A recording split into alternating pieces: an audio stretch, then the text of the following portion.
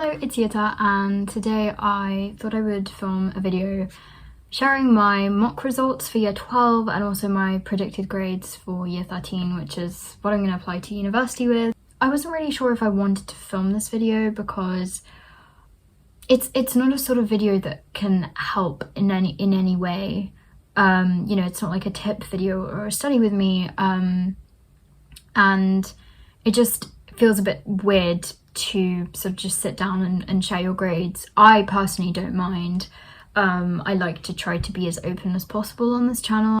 I did ask if you guys actually wanted to see this, and some of you said you did. So I am going to share it. It does sort of make sense, I suppose, you know, because I do share a lot of study content, and this is part of that process. This is part of my academic journey, so to say. And so, you know, it does make sense to share this. But if you think that you're someone who tends to compare themselves, then don't watch the video. I don't want you to sort of feel negatively about yourself in any way. Anyway, onto the grades. I do English, literature, history and psychology for A-levels, and also an EPQ, which I just submitted today, like the last part of like the production log, which is a huge relief to have finished that. I don't know when I will get the grades for that, but I don't think it will be for a very long time.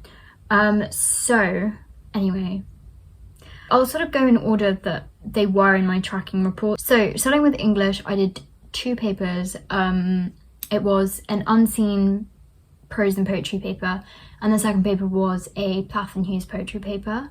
I walked out of the second paper thinking I failed that exam. Like, it was really bad. But overall for English mocks, I got an A-star, which very unexpected. I'm very proud of myself for managing to pull that off, I have to say. Yeah, paper 2, as I said, I really didn't think it went well, but it turns out it sort of did, which yeah, it was a very good surprise. And then my predicted grade for year 13 is also an A-star. Then for history, I also did 2 papers. History is the subject that I've been sort of most worried about during A-levels. I found the jump between GCSEs and A-level history the largest. And I was very, very worried. At one point, I didn't even know if I could achieve a B in my mocks. Like, I found it really hard. I think I lost a bit of confidence as well, like with my ability to write good history essays.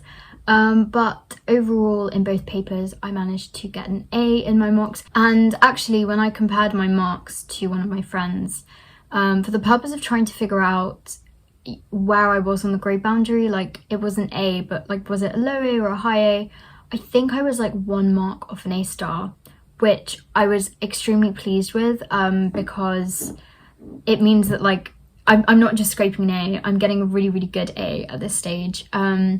And then my predicted grade for year 13 is an A. It is a bit random. It's not disappointing, but I think the department is a little bit harsh. Obviously your predicted grade is for the end of year 13, and if I'm already on an A, like a high A, you know, you might expect that I might be able to get an A-star at the end, but they sort of only predicted me just the same. But I did expect this, because in my school at least, the department was sort of like, the year 13 content is harder, so we expect you to improve, but like enough to maintain your grade. I don't know how I feel about that, but I'm just glad that I managed to pull off an A, which is something I didn't even think I'd be able to do for my predicteds. Anyway, I feel like I'm talking a lot. Psychology, 2 papers. Paper 1 went pretty well. I walked out feeling very confident, and I got an A on that paper, which is great. I was very happy. Paper 2 is, I actually filmed my thoughts on that in last week's video, which you can go and watch if you want to. I walked out thinking it went horrendously, but I was very accurate in my thoughts that it went horribly because I got a C. Some people might think a C is good. For my standards, like my personal standards, I was a bit upset. The thing is, I I think I would have been more upset if I thought the paper went really well. I knew it went badly, so I knew that the work I was writing wasn't good. And so in that sense, it wasn't as disappointing, but I still was very upset because I was worried about my predicted grade, which I needed to be at least an A, because otherwise I couldn't apply to the universities that I wanted to apply to. So the mock grade for year 12 for psychology averaged out to a B because my paper 1 was a high A, my paper 2 was a high C, and then it sort of averaged out to a B, which is fine. I was like, okay, that's okay for like a year 12 mock. But then she predicted me an A because I had done papers in the past which got A stars, and obviously they take into consideration more than just your mock. So it was like such a relief when she told me that she's predicting me an A. Like, I had tears in my eyes when I came to talk to her because I was like so scared that I wouldn't get predicted an A, but I did. So it was like a huge relief, and I don't care about that C anymore. Like, I put it behind me. I know what I did wrong, and I've learned to not dwell on grades. Honestly, even talking about these grades now is like, oh, I'm so tired of talking about these grades. Like, I've got the grades I needed, as in the predicted grades, A star, AA. So I need to move on. Like, it doesn't matter what happened in the mocks. What matters is the feedback, which is what's the most important thing. So I thought it would make sense to sort of talk about what's next for me. So I do want to go to university. I want to study psychology. It's just a subject that really fascinates me, and I do want to pursue in the long term. In terms of where do I want to study, I live in London, and even though London is a beautiful city, there are certain parts which I absolutely love. I'm not a big fan of busy city life, and that's something I've realised over the last few years, and I have considered London unis just because it's a lot cheaper to stay in London because I would be living at home. Finance is something that is very much at the forefront of my mind when making these decisions, because it's something I have to think about. And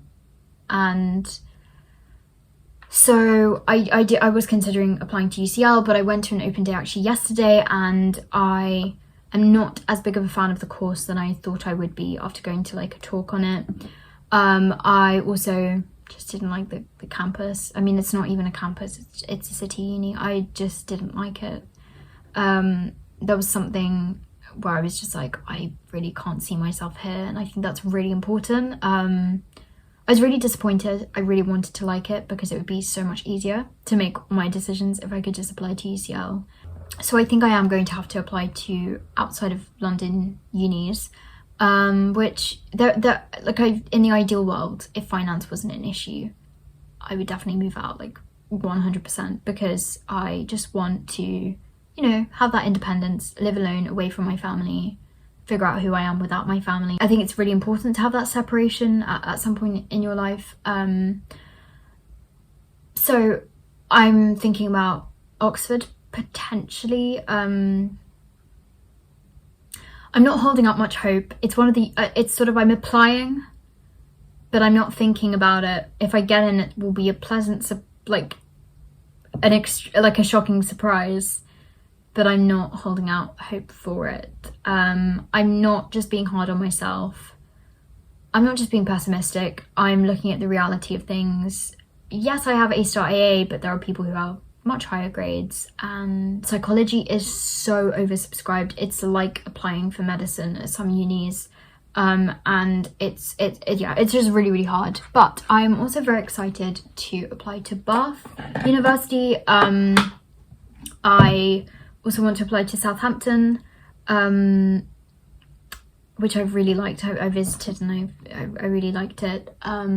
I was considering Exeter. It's a little bit far for me, so that's sort of just thinking about sort of uni. Yeah, basically I am struggling a little bit to find which unis I want to go to. I want to find somewhere that's not too far from home, because otherwise travel expenses will be too much. I'm trying to find somewhere which is sort of rural and countryside-y, not in the city ideally. I'm trying to find a course that I like, a good university, and because of all these criteria that I've created, it's proving to be a little bit difficult, but I'll figure it out. And I will sort of keep you guys updated on what universities I choose. I do want to sort of bring you along with me on this journey of applying to uni.